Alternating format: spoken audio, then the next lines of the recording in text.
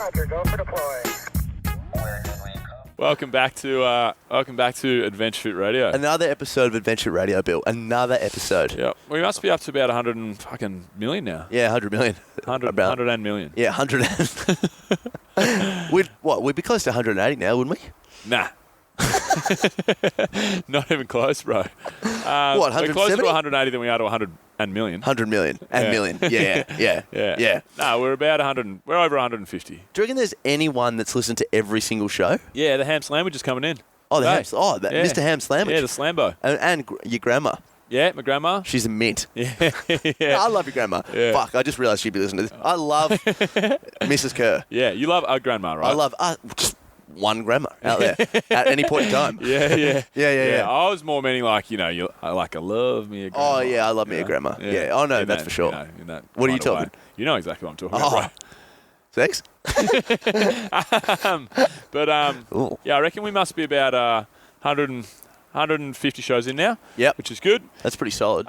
Hamish, who's coming in after this show with Albert the Velvet deadlifter Deacon. He'll have listened to every show. Fucking hell. He got to a lot of people do that. Yeah. A lot of people say, "Oh man, your show's so good. I've gone back to episode 1." Yeah. I'm like, you idiot. You're an idiot. Yeah. It sucked, but no, it was great. Episode 1 was good. Yeah, episode 1 was all right. Ed Morrison. The big redhead sauce boy. Yeah, the big sauce bottle. The big copper top. Yeah. Yeah. I actually had a call with this chick that works for Onnit yesterday.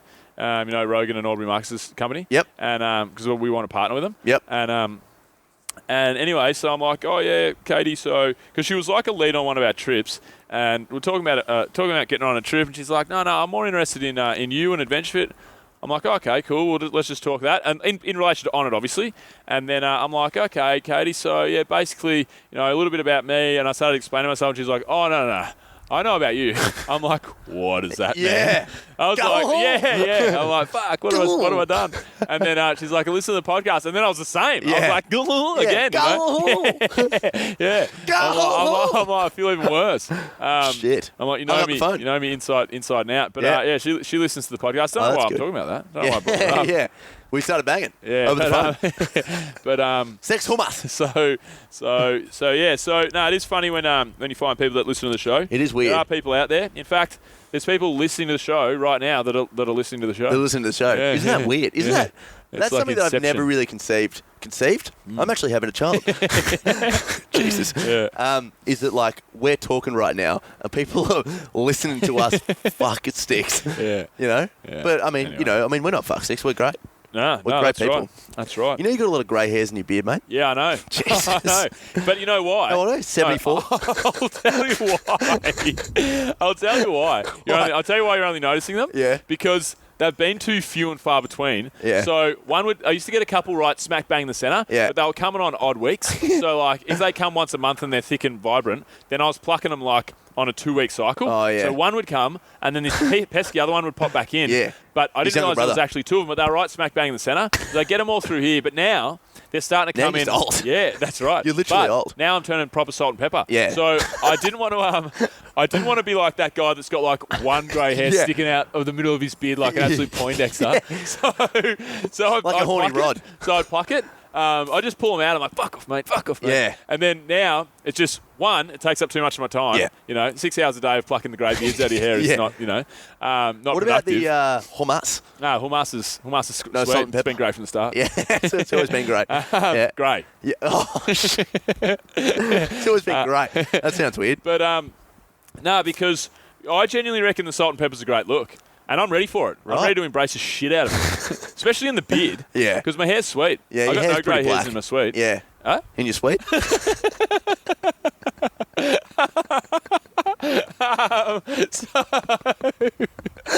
But I'm ready to go salt and pepper on the old beard for sure. In the sweet. And so I've literally stopped plucking them and they're starting to come in thick and full. Yeah. And, Real thick and full. yeah. They've got their own little brains. So no, I'm looking forward to it. Right. I'm looking forward to being that distinguished old gentleman. Yeah. It still Yeah. makes like bizarre gags about grandmas and penis cream. And, I'm looking forward to being a distinguished old young idiot. yeah, that's right. Exactly. Old Yeah. child, I should say. Yeah. Distinguished old child.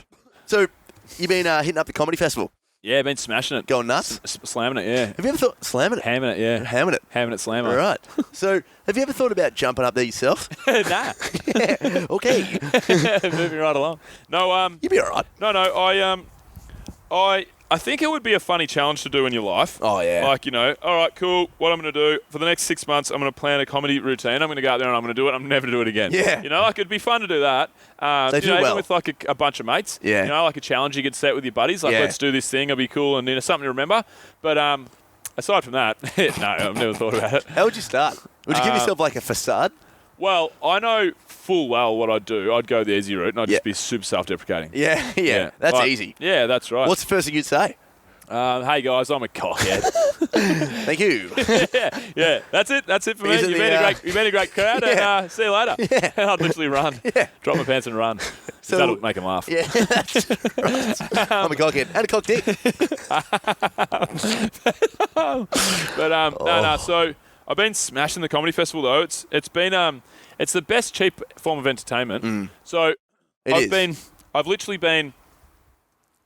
The comedy festival's been run for 2 weeks out of 4, and I've been 5 shows now, and I'll be going to my 6th tonight, and then Sunday will be 7, and then I'm leaving. I'm going to Cairns. But so I've been making the most of it because I go to like Melbourne's such a great city for everything like that. Like think of all the shit that we have, like the cricket over the summer, Australian Open, comedy festival, and I always say I'm going to go to the Australian Open. Last year I went once, I think. Not this year, but like last year I went maybe once.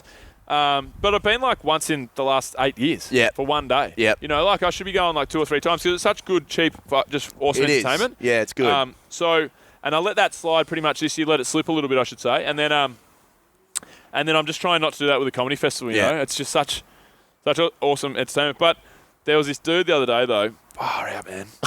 Oh, man. I don't want to mention his name, obviously, because, he'll go even worse. No, but do you not think that would work counterintuitively where people will be like, oh, I want to go and see? I want to help him out. Yeah. Well, I just want to see how bad he's here. Yeah, because I've seen some... normally you see some great comedians, you see some okay comedians. Yeah, saw one dude. Oh, man, it was tough. So can you, like let's set an example here. Give us the joke. What's one of the jokes? I don't know. I don't know what the jokes were, but like it was the kind of stuff where it was like, and then so what do the chickens say to the egg? And then you're like, Anyone else that? yeah, and then it's just like, cool crickets. And the funnier thing was there was one dude in the back corner, so there was like 6 people at the front.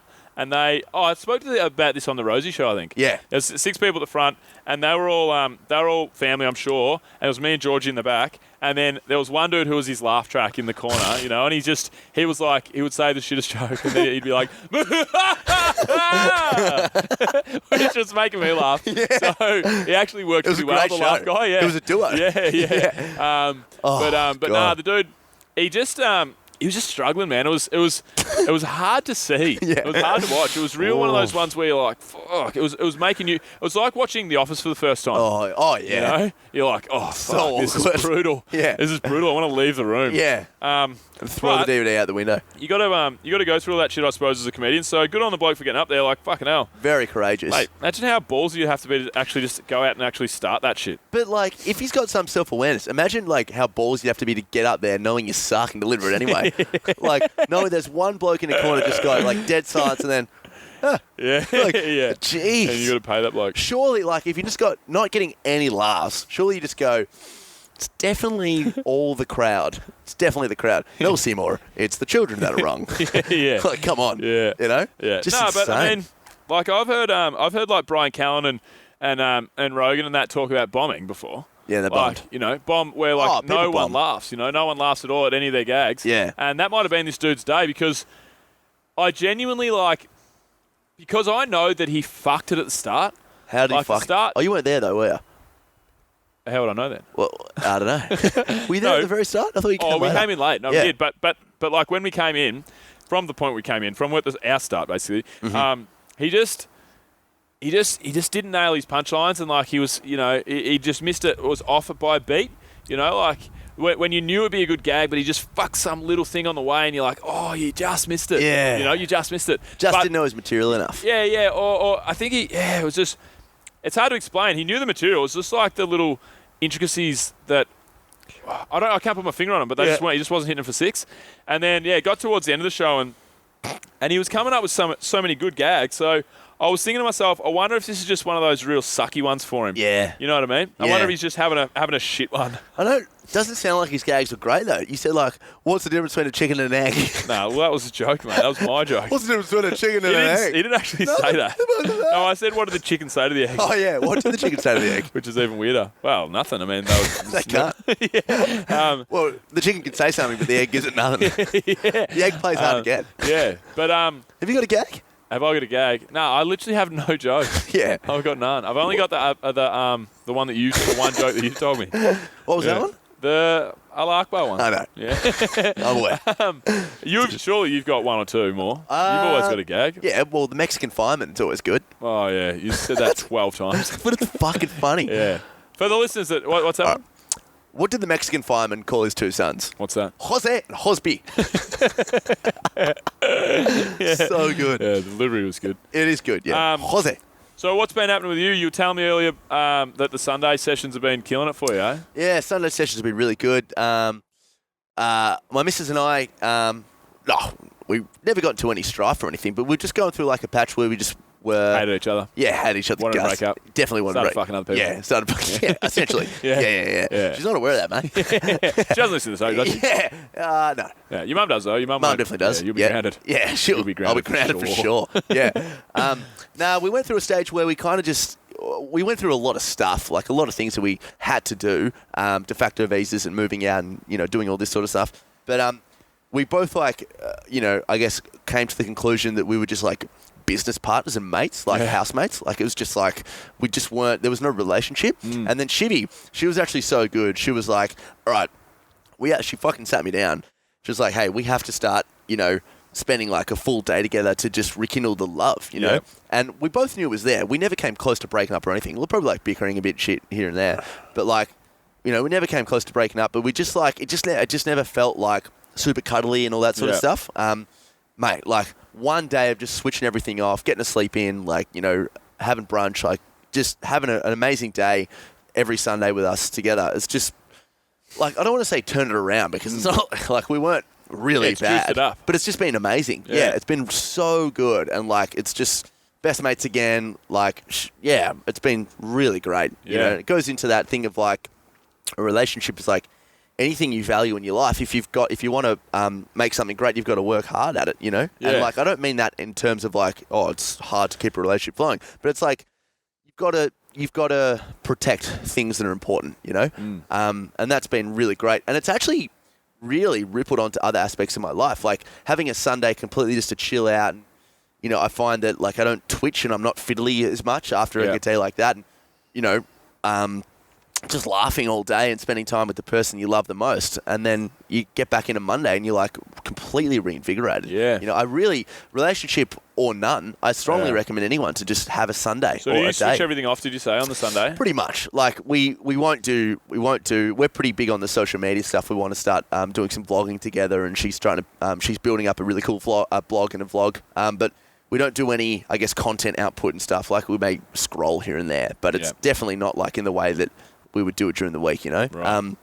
And we always pick an area in Victoria because travelling is going to become a very big part of our life when this lease finishes. We're off to Abu Dhabi, actually. But we always pick a place to go in Victoria, and we've got a list of 10 places we hit. 2 weeks ago, it was the Mornington Peninsula. I went down to Portsea Pub. Oh, did you? Yeah. How's Portsea Pub? Yeah, it's great. She'd never been there. I'd been there multiple times. She never even, I think she's been to the Conti once. Oh, and Conti's closed now. Yeah, Conti's closed now, yeah. Portsea Pub, I've said to people all around the world, I'm sitting in a good beer garden in Europe. If I'm sitting in a good pub in fucking South America, I'll say to people, I'm like, guys, this is good here, but don't get too excited. No. Don't get it twisted. Portsea Pub is the pub of all pubs. It's the best. It's the best pub in the world. It's so good. I'm not joking.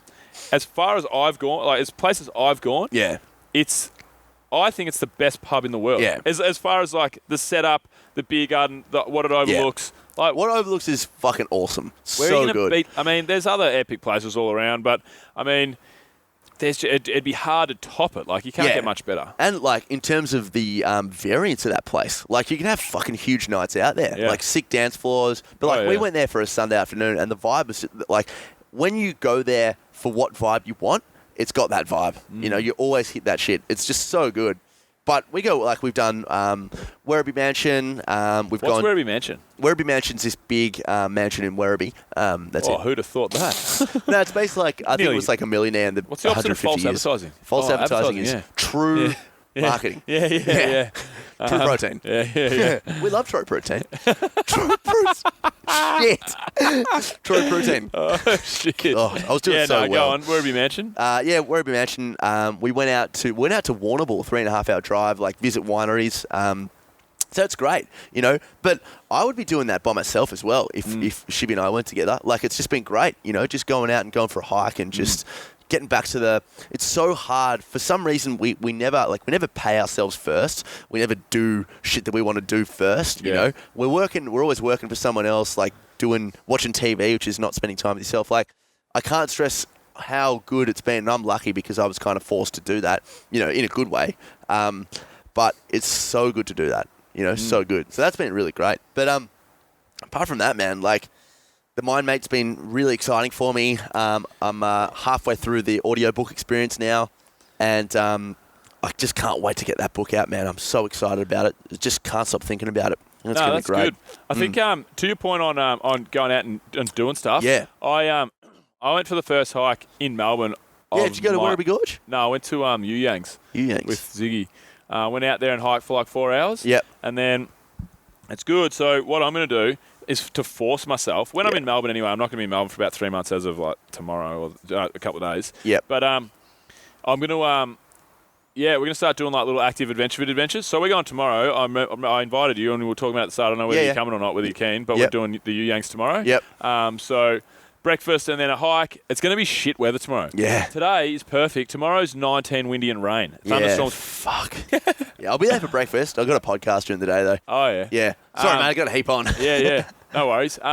So I want to try and make it like a force thing for me to go out and do this stuff, but I've also got to kind of prep it a little bit. So it's going to be good to force me to go and do the things that I should be doing anyway. Yeah. But I'm looking forward to the next couple of months because I've got getting in the car on Tuesday. I was going to hire a wicked camper straight from the start, and then I looked at I was like, I just always go to wicked camper. I wonder if there's other vans that you can hire and stuff like that, whatever, to do traveling. And then I said one-way van rental Melbourne or Australia or something, and I came across this. This is in my ebook that I wrote, like How to Travel the World on the Cheap, but I just never think to refer to the things that I already know. But I found this website that was Rental Returns Australia or something like that, and basically there's cars all over the.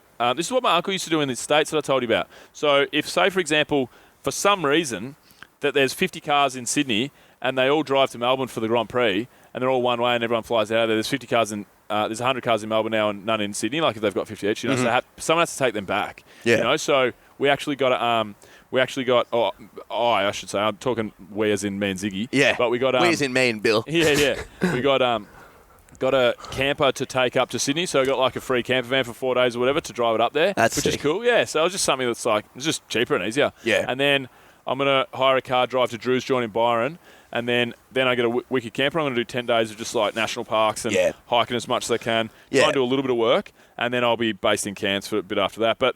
So those 10 days, that 10-day period in between will be like a little roadie. I'll work, but I'll take it a bit slower and do as much hiking and stuff as I can and check out as many beaches as I can and go and find yourself and what have you. Oh yeah. You could end up being a gay woman. Yeah. So no, I'm Bethany Kerr. So I'm looking forward to Mrs. Kerrfire. I'm looking forward well to played, sir. Yeah. Hello. I'm looking forward to that. Yeah, I reckon it'll be good. Yeah, that'll be good. I'll enjoy that. What's that position you got yourself in, mate? I've got myself into squat here. I'm trying to get a little bit more mobile. I'm doing like 2 things at once here. You know, feels good. Hey, how do people download your ebook? They don't really. I don't really have it anywhere. I've got it on the website. I just give it to people. Yeah. I just make it like an added added bonus to people if they $20. want if they want to if they want to if they want it, if I think they can benefit from it. Yeah. It's just like a little thing that I have is like keep the powder dry, like, oh yeah, cool, hey, check this out. Keep the like, powder dry. Yeah. But I mean, we tried to market it, we tried to sell it. Yeah. We tried to hey guys. Sell. No, sorry. We tried to just run ads. Get on it out there, hey, yeah. download this book and whatever, but they were so expensive. We can get a lead. Like, we're doing that giveaway with True Protein, hashtag True Protein, www.trueprotein.com.au. We're doing that giveaway with True Protein, and we'll get like 15,000 emails. It costs us like $5,000 each or something. That's an email every 30 cents. Still a great chance to win, guys. Get in the draw. Don't hesitate to get in the draw. But so 30 cents per email. People downloading the ebook for like $6. Yeah. Like $8, $9. Like, fuck the ebook. Oh, yeah, exactly. I'm not paying, in terms of the ROI. Yeah, it's just I can get a lead, get someone to join our database for 30 cents. For sure. So we just have it on our I just want to give it to people, like, if you're on our list, just every 6 months, hey guys, check this out if you haven't downloaded it. People that come on trips, people that I just use it to help. It'll be on our website for people to download for free. Yeah. But we don't. Yeah, I mean, we get good traffic on our website, but I mean, I don't know if fucking more than 1 or 2 people have downloaded the ebook off the website. Yeah. I don't know why this thought came into me. It's a completely different topic, but are you getting any other tattoos recently? Yeah, I'm getting. I want to get forearmy. What? Yeah, Forearm town. I had Stonker. I had the old stonker plan for the old F Armo. Yep. But it was going to be $1,100, and what was that one? Something to do with David Bowie. Yeah. I wanted to get Bowie. Yeah. I wanted to get Bowie on my arm. Grayscale as probably a not super old. I've got cancer. I'm about to die, Bowie. Yeah. But not like Ziggy Stardust. I'm okay. I'm not actually aware that I've got cancer, but I've got cancer. Yeah. Bowie. Yeah. Like about he was a good Bowie. 5 years before he came to an end. The poor bastard. Yeah. So no, like probably 50-year-old middle-aged Bowie. Yep. Where he's like distinguished, kind of like David Bowie. Yeah. I wanted to get older David Bowie, but with a lightning bolt still in colour. So grayscale for Bowie. I don't know how this would look, but grayscale for Bowie with lightning bolt in colour. Yeah. So basically, I don't really do tattoos for meaning and stuff, but I like the idea of that because it's like, hang on to your individuality. Yeah. Be who you are until the end. Yeah. You know what I mean? I feel like that's a nice one for that. It's also, Bowie's like my man. I named a dog after him. So Bowie's next. But I don't know when I'm going to do these. I just run out of time. I want to get a rose on my shoulder, one of my shoulders, and I want to get the present now will later be past. The present now will later be past. Yeah, Bob Dylan. I want to get those lyrics. I don't know where. The present now will later be past. So what does that mean to you? Means enjoy the moment. Yeah. That one does mean something. I'm not getting those on because I think they'll look good. Yeah. Like which most of my other tattoos are just I think they'll look good, so I'll put them on. How wrong were you? Yeah. But so that one actually definitely means something. Like it just to remind you to live in the moment, because we get caught up in so much bullshit of future and past, and we forget obviously present. So especially myself, I'm all right now, but I've obviously, in fact, I'm not struggling with anxiety, depression, anything like that really at the moment at all. But I still always am just thinking of the future. Oh yeah. Like I was hanging out with my mate Anya last night, and she was talking about Adventure Fit, and she was like, she said something about me being successful, and I'm like, but I don't look at it like that. And she's like, how can you not? Like, I'm only just really figuring out what Adventure Fit does, and so on and so forth. She's like, it seems super successful, but I don't think of that and stop to smell the roses because I'm always thinking about how I haven't, started the event side of Adventure Fit. I haven't done this, haven't done that. So I think to just remind me a little bit, enjoy the present time. That's why I want to get that tattoo. I genuinely feel like if I had $1 million to spare, I'd be completely covered. You'd be that guy. Oh, yeah. So, it's probably a good thing that I'm poor as shit because it would just be like my next tattoo is literally half forearm down all over the hand. Yeah? I just don't give a fuck. I love the idea. Hero. Yeah. Yeah. Fucking hell. I just love the idea. I just don't give a fuck, mate. Yeah, jeez, have a listen. Fucking hell, that was egotistical. But it's true. I don't care about the... No, that's fine. I just love the look of it. Why do you want to get it on your hand, though? For that reason. I like the idea of so. I want to get the three wise monkeys. Hear no evil, speak no evil, and see no evil. Number one, I've always resonated. I've loved tattoos ever since I watched Memento. The movie Memento. I was 10 years old. I was like, I love that look, you know. But I like the idea of having that, like, you know, can the negativity out of your life. You know, it's cliche as it is. I don't care. On the hand, because it's like tattoos in general. People go, oh, let alone tattoos on places that a corporate bureaucratic suit can't hide up, you know? And I just like that idea. I really like that idea. And I think the reason why I like it the most is, like, I'm someone that really tries to be in tune to what the anxiety emotion dictates or tries to tell me to do. And when I'm really, really happy, like I've had like a long black or something, like I'm really fucking up and about, the idea of that tattoo is like so exciting to me. When I'm a little bit down, it scares me a little bit. So I'm like, I've got to do it. Yeah, fair enough. If you need to do it, then no worries. I mean, I don't need to do it. I mean, that definitely puts more weight on it. But I've spent enough time thinking about it to be like, okay, I want to do it. So I think it's the one for me, which would be good. But I want to get that one. I want to get like some stuff on the knee. And I'd love to have like a big sort of quaddy sesh rocking. Yeah, I reckon I'll continue to get more. I reckon because I said to Jake King the other day, the dude, you know, we're going to get him on our podcast down at he owns City of Ink just down the road, and I was like, look, I'll come in. You want to come on the podcast? I'll come in and get a tattoo. It'll be cool. And I was talking about the rose, but I said, like, which of your artists are the best in way of like foreseeing what my body will look like tattoo-wise? You know, you need someone who's got a bit of style that can't just draw a tattoo on where you want it, but can say, right, if you put that there and the Bowie there, and you've got that there, then you don't want to put. I'm real OCD with that. Like not OCD, it's probably the wrong word, but I really put a lot of thought into like strategically placing these tattoos that look like they're not strategically placed. You know what I mean? So. But I'll definitely go Bowie, Rose. I'm thinking like the quota across underneath my collarbone maybe. And then it's about the legs. So I've got my big quad skull. But I'll probably start to get some stuff down the lower end of this leg maybe. I saw this chick on the front train. Of the knee or the back of it, but like maybe just like three or four like little ones. Maybe I don't mind that look. Yeah, that looks all right. Yeah, I don't mind that. This chick yesterday on the train, she had like two dream catches, like from here, so like halfway down the ankle, all the way across the feet. Mud catches. Yeah, and I was like, dang, it was good. It was really good. What were you laughing at before I even started that? No. Oh no, I don't know. I was laughing at my mate Gav King. So when you started to so listening to you, but you know, No, so when you were talking about ankle tats, so my mate Gav, he died. Gav, he's mate. One of the hardest I've cried in my life when Gav died. He drank himself to death. Really? Yeah. Went out with a bang. Drank himself to death. He was watching. He was like 25. He was my Stingrays captain when I was going through Stingrays, and I was like, he was my best mate at Rays. And then we kept in touch afterwards. We did a TAFE course together in Year 12. We did Sport and Rec together, and fucking hell, we had a good time. Me, because Isaac and Corey was in the class as well with me. One of my best mates, Causa. And anyway, Kingy was just a fucking champion, and he didn't mean to drink himself to death, obviously. He drank.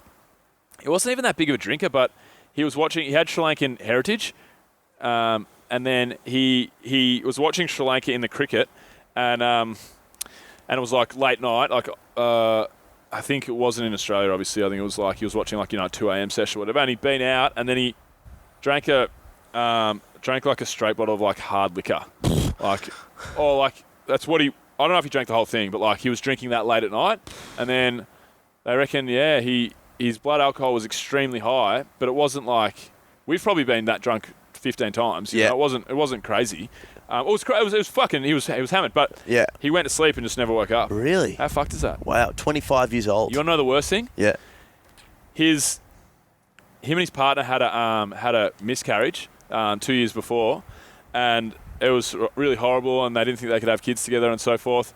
And then his partner got pregnant, and she was 8.5 months into the pregnancy when he died. Oh. How fucked is that? Wow. But the good thing is, he never got to meet his kid. But the good thing is, his kid is named Gavin. Okay. His kid is named after him. Okay. So he kind of lives on through his son, you know? So, I mean, I felt like The funny story with Gav, he was a fucking funny dude, man. We were at footy trips. I was like 19 or whatever. Yeah, it was 19 because it was when we won the flag, and I only went on 2 footy trips. And I looked over out the corner of my eye. I'm with all my footy boys, whatever, at this pub in the Glenelg in Adelaide. I look out the corner of my eye, and I see Gav stand there. I'm thinking I'm hammered. I'm like, that looks like fucking Gav King. Yeah. And I'm like, Kingy, Gav, and he's like, yo. And then he comes over. He's like, boys, what's going on? What's going on?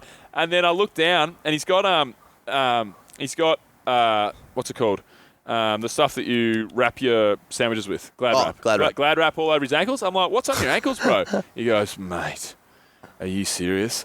And he got hammered on footy trip. He pulls the glad wrap down, and he's got flames all the way up his ankle. No. Yes. Are you serious?